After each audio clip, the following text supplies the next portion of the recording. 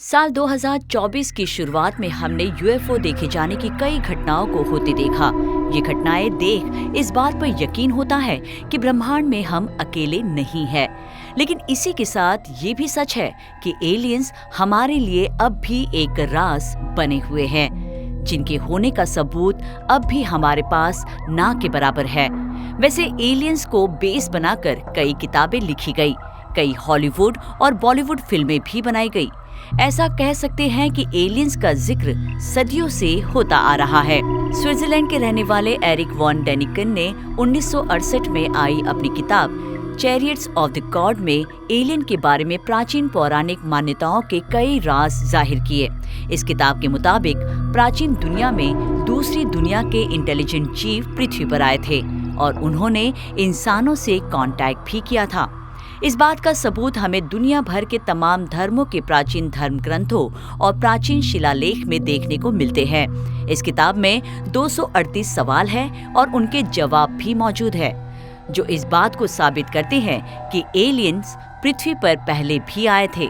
हिंदू धर्म के प्राचीन वेदों के अनुसार प्राचीन हिंदू देवता उड़ने वाले रथों में बैठकर आसमान से उतरे थे और वो उन रथों को विमान कहते थे। भारत में ऐसे कई मंदिर हैं जिनका रूप प्राचीन विमान से मिलता है, जैसे हम्पी का मंदिर और भगवान तिरुपति मंदिर। वही भारत में एक ऐसी जगह भी है जहां पर एलियंस की 10,000 साल पुरानी पेंटिंग्स मिली। ये सच है और ये जगह है छत्तीसगढ़ के कांकेर जिले के चरामा में, जहां 10,000 साल पुरानी ऐसी रॉक पेंटिंग्स मिलने का दावा किया गया है जिनमें एलियंस और यूएफओ बने नजर आते हैं। इन गुफाओं में ये पेंटिंग्स बनी है वो राज्य की राजधानी रायपुर से 130 किलोमीटर दूर चंदेली और गोतीटोला गांव में है। ये पेंटिंग्स बिल्कुल वैसी नजर आती है जैसे आम तौर पर हॉलीवुड या बॉलीवुड की फिल्मों में दिखाया जाता है। इन पेंटिंग्स में लोग हथियार जैसा कुछ लिए हुए नजर आते हैं। पेंटिंग्स में उनके नाक और मुंह नहीं बनाए गए हैं, तो वही वे स्पेस सूट में दिखते हैं। इन पेंटिंग्स को नेचुरल रंगों से बनाया गया है। यही वजह है कि इनका रंग सालों बाद भी फीका नहीं पड़ा। इन्हें देख ऐसा लगता है जैसे इंसानों ने पूर्व ऐतिहासिक काल में भी दूसरे ग्रहों के प्राणियों को देखा होगा या फिर उनके बारे में सोचा होगा। कई लोग मानते हैं कि एलियंस पहले भी धरती पर आए थे और अब फिर से वो पृथ्वी पर आने की दस्तक दे रहे हैं। लेकिन क्या वाकई में एलियंस हमारी पृथ्वी पर फिर से आएंगे? आज की वीडियो में हम माइथोलॉजी यानी पौराणिक कथाओं में एलियंस की मौजूदगी के बारे में जानेंगे।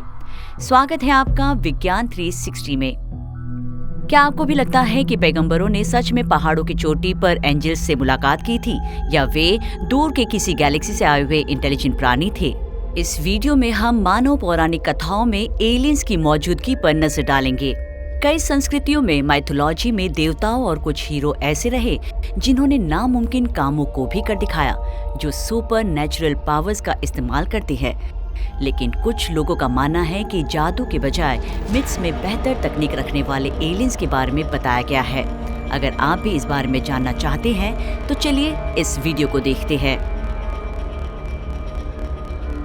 माइथोलॉजी में देवताओं को अक्सर आसमान से आते हुए दिखाया गया। ये देवता फॉर्मलेस धरती पर उतरे होंगे। उन्होंने जमीन और उस पर रहने वाले सभी जीवों को उनके मकसदों के लिए आकार दिया।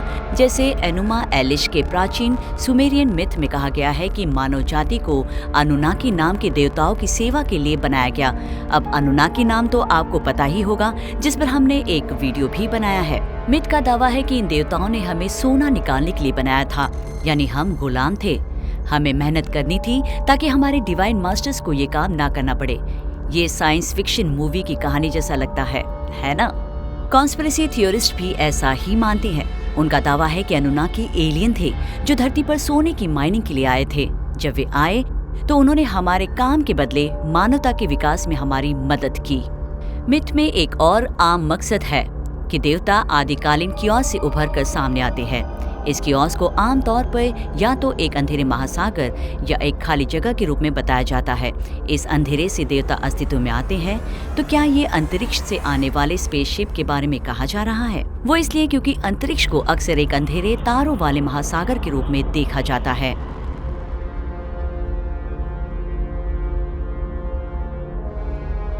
दुनिया भर में अलग अलग क्रिएशन मिथ्स भी एक्स्ट्रा टेरेस्ट्रियल सफर से जुड़े हुए महसूस होते हैं। ऑस्ट्रेलिया के मूल निवासी एक कहानी सुनाते हैं जिसमें कहा गया कि कैसे पृथ्वी पर सब सो रहे थे, तब सभी स्पिरिट्स के पिता जाग रहे थे जिन्होंने सूरज को जगाया। उन्होंने सूरज को आदेश दिया कि वो नीचे जाए और पृथ्वी के सभी स्पिरिट्स को आकार दे, जिसमें पौधों, कीड़ों, गुफाओं और पृथ्वी पर मौजूद हर चीज को उन्होंने जगाया। सभी स्पिरिट्स के पिता सूरज के इस काम से खुश थे। बाद में सूरज के 2 बच्चों मॉर्निंग स्टार और मून का जन्म हुआ। उन दोनों ने फिर बच्चों को जन्म दिया जो बाद में मानवता के पूर्वज बन गए। ये एक सीधी सादी सुपरनैचुरल कहानी हो सकती है या टेराफॉर्मिंग के लिए एक एलैबोरेट रूप हो सकता है। उनके मिथ में धरती पहले से ही मौजूद थी लेकिन वो पूरी खाली थी।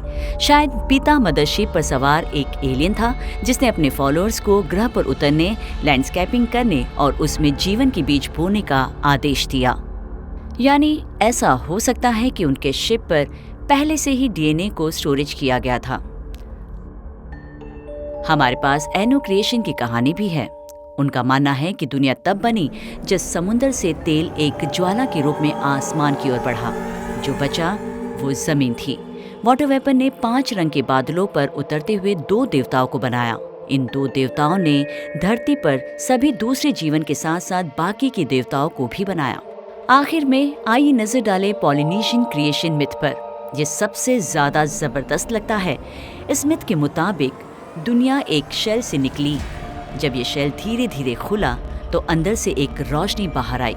शेल का ऊपरी हिस्सा रैंगी यानी आसमान और निचला हिस्सा पापा यानी धरती बन गया।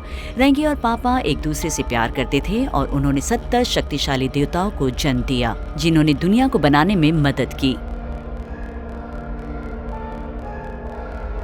शुरुआत में जैसे बताया गया, मिथ्स में कई कारनामों के बारे में बताया गया जिस पर विश्वास करना मुश्किल है। हीरो पूरा पहाड़ उठाते हैं, देवता समुद्र पीते हैं और ऐसा बहुत कुछ। इन एलियन विजिटर्स का टेक्नोलॉजी लेवल यकीनन आश्चर्यजनक रहा होगा।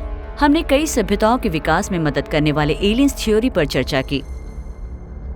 इसमें टियोतिहुआकान और इजिप्शियन पिरामिड जैसी जगहों के सबूत शामिल है जिनको उस समय के हिसाब से बहुत एडवांस तकनीकों का इस्तेमाल कर बनाया गया था। आज भी आइसोलेटेड ट्राइब्स के लोग हमारी मॉडर्न टेक्नोलॉजी को देवीय कलाकृतियां समझने की भूल करते हैं। उदाहरण के लिए 20वीं सदी की शुरुआत में कई कार्गो कल्ट्स उभरे। ये वे संस्कृतियां थी जो अचानक पश्चिमी तकनीक के कांटेक्ट में आई। प्लेन्स, शिप्स, यहाँ तक कि सॉफ्ट ड्रिंक बॉटल्स भी उनके देवताओं द्वारा भेजी गई पूजा की चीज बन गई।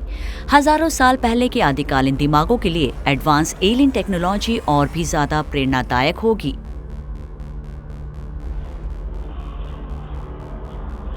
असल में हमें मिथ्स में इन तकनीकों के बारे में काफी लिखित डिस्क्रिप्शंस मिल सकते हैं।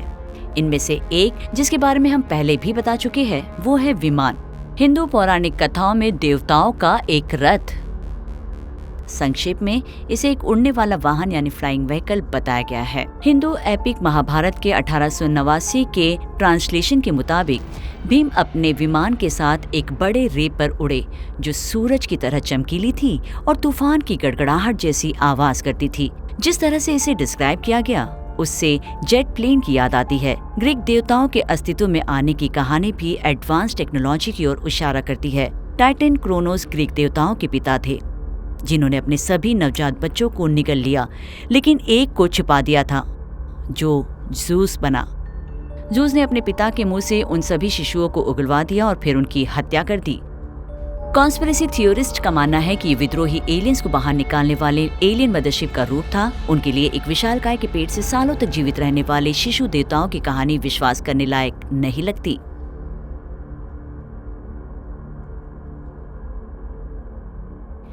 इसके अलावा बांस काटने वाले की कहानी भी है जिसमें प्राचीन जापान में एलियंस एनकाउंटर के बारे में डिटेल में बताया गया है। राजकुमारी कागुए की कहानी से जाने जाने वाली ये कहानी जापानीज फिक्शन की सबसे पुरानी लिविंग मास्टरपीस में से एक है। ये 9वीं सदी के आखिर या 10वीं सदी की शुरुआत में लिखा गया था। बहुत समय पहले एक बूढ़ा आदमी बांस काट रहा था। उसे एक अजीब चमकता हुआ लट्ठा मिला। ऐसा लग रहा था जैसे ये चांद की रोशनी से जगमगा रहा हो। उसने उस लट्ठे को खोला तो उसके अंदर एक छोटी सी बच्ची मिली जो लगभग 7 सेंटीमीटर लंबी थी। उस आदमी को कोई बच्चा नहीं था। उन्होंने फिर उस बच्ची को पाला और उसका नाम रखा खगुया, जिसका मतलब होता है चांदनी। जैसे जैसे वो बड़ी होती गई, उस बांस की शाख से दुर्लभ रत्न निकलने लगे। देखते ही देखते वो आदमी अमीर बन गया। तो क्या वो लड़की कोई एक्स्ट्रा टेरेस्ट्रियल विजिटर थी? आगे की कहानी आप सुने और खुद तय करें। खगोया एक सामान्य लड़की के रूप में बड़ी हुई, जो भला की खूबसूरत थी। समय के साथ लोगों को उसके अस्तित्व के बारे में पता चला और वो उससे प्यार करने लगे। शादी का रिश्ता लेकर एक बार तो उसके घर 5 लोग आ गए, लेकिन खगोया किसी से भी शादी नहीं करना चाहती थी। वो किसी को भी अपना पति नहीं बनाना चाहती थी। राजा को भी जल्द ही उसके बारे में पता चला।